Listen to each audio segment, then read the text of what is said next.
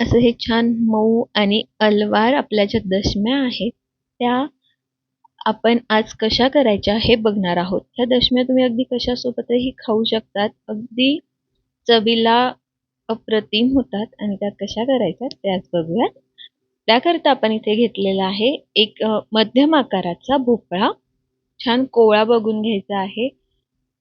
याचं आपल्याला वरचं देठ काढून घ्यायचं आहे आणि आपल्याला याला सालं काढून घ्यायची आहेत. त्याकरता 2 भाग करून घेऊयात. भोपळा आधी स्वच्छ धुवून घ्यायचा आहे, म्हणजे त्याच्यावरची जी माती वगैरे असते ती सालं काढल्यावर देखील आपल्या हाताला लागून खाली भोपळ्याला लागणार नाही.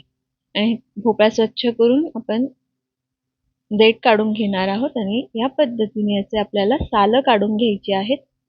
बऱ्याचदा सालासकट देखील वापरला जातो, पण त्याच्यात थोडासा कडवटपणा असतो, त्यामुळे आपण साल काढून घेणार आहोत.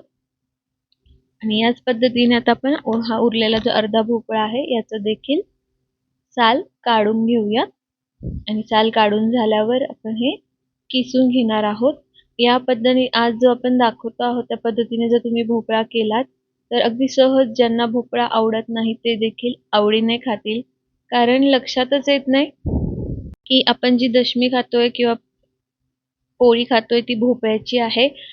इतकी छान त्याची चव येते. आणि आता आपला इथे हा व्यवस्थित सगळं आपल्याला किसून घ्यायचा आहे. छान बारीक किसणीने आपण याला किसून घेणार आहोत. तर भोपळा व्यवस्थित आपण आता इथे किसून घेऊयात. तुम्ही ते बघू शकता खाली आपण याला छान असं बारीक बारीक किसून घेतलेला आहे. आणि माझा हा सगळा भोपळा किसणं होतो तोपर्यंत तुम्ही चॅनलवर नवीन असाल तर सबस्क्राईब करायला विसरू नका. शेजारील बेल आयकॉनवर क्लिक करा, म्हणजे येणाऱ्या प्रत्येक नवीन व्हिडिओचं नोटिफिकेशन तुम्हाला मिळत राहील. आणि एक लाईक नक्की कराल.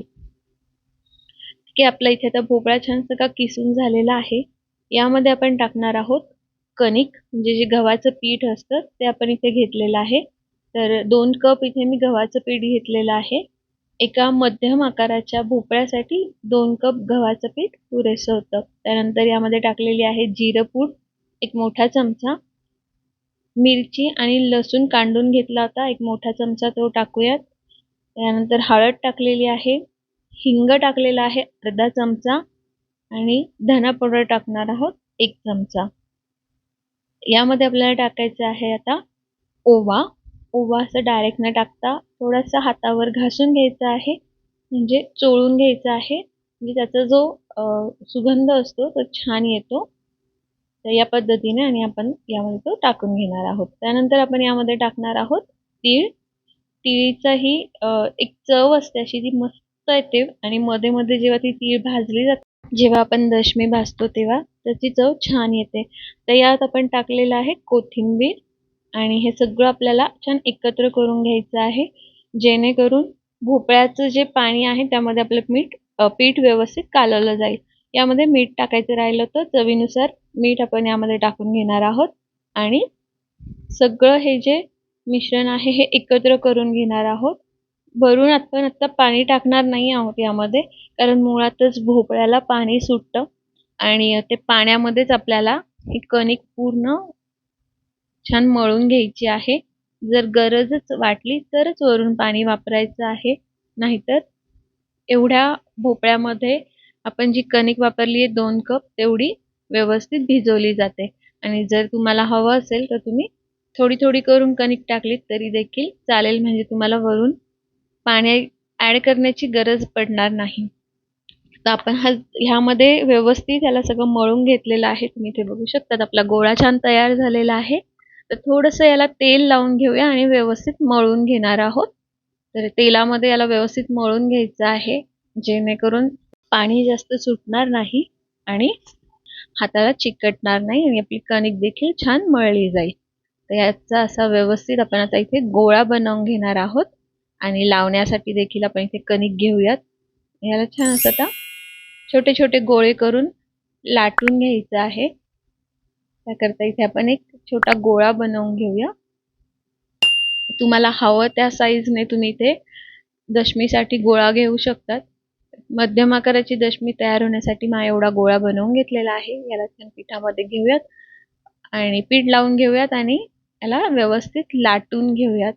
थोडंसं आपण याला आधी हलकंसं जसं आपण पोळी बनवतो त्या पद्धतीने थोडीशी आधी लाटून घेणार आहोत आणि मध्यभागी तेल लावून याला एक पूड करून घेणार आहोत.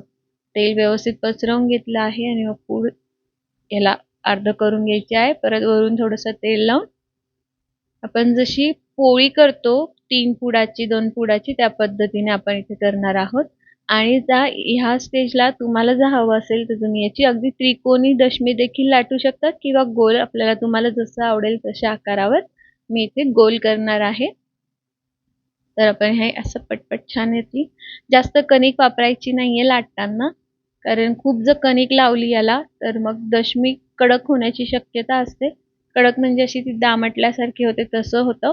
त्यामुळे आपण जास्त पीठ न लावता याला लाटून घेणार आहोत आणि मुळात आपण वरून पाणी टाकलेलं नाहीये त्यामुळे हे काही खूप पातळ होत नाही. व्यवस्थित गोळा तयार झालेला असतो. तर जास्त पिठाची गरजही भासत नाही. खूपच वाटलं तर थोडंसं लाटताना तेल लावलं तरीही चालतं म्हणजे ती पोळपाटाला चिटकत नाही. तर आपली इकडे दशमी लाटून तयार आहे. त्याला थोडंसं तेल लावून घेऊयात. तव्यावर जी बाजू आपण टाकणार आहोत त्या बाजूला आणि याला आता तव्यावर टाकून छान मंद आचेवर आपण हिला उलटपलट करून भाजून घेणार आहोत. आणि भाजताना मंद आचेवरच भाजायची आहे म्हणजे छान भाजली जाते आणि खरपूस होते आणि खरपूस झाली तरी देखील मऊ राहते. मुळात म्हणजे छान एकसारखी भाजली जाते. जर आपण मोठा गॅस ठेवला तर हे फक्त वरवर भाजलं जातं, आतून कचरट राहते आणि वरतून ती करपल्यासारखी देखील होऊ शकते. त्याकरता आणि आता वरचा जे भाग होता त्याला देखील आपण इथे सगळीकडे एकसारखं तेल लावून घेतलेलं आहे आणि याला उलटवून घेणार आहोत. तुम्ही इथे बघू शकतात मंद आचेवर छान आपलं असं हे भाजलं गेलेलं आहे. आता खालची बाजू देखील आपण याची पूर्ण व्यवस्थित भाजून घेणार आहोत आणि अजून एकदा उलटून दोन्हीकडनं याला व्यवस्थित करून आपली ही अशी दशमी तयार आहे. ह्याच पद्धतीने पुढची देखील दशमी आपण लाटून घेऊयात आणि ती देखील आपण भाजून घेणार आहोत. तर ह्याच पद्धतीने मी एक एक करून सगळ्या दशम्या इथे बनवून घेतलेल्या आहेत. तर ही दशमी चवीला इतकी सुंदर लागते की तुम्ही त्याच्या बरोबर काहीही न खाता देखील म्हणजे चटणी किंवा दही काहीही न घेता देखील ही सहज खाऊ शकतात. अशी खूप छान चविष्ट अशी ही दशमी तयार होते.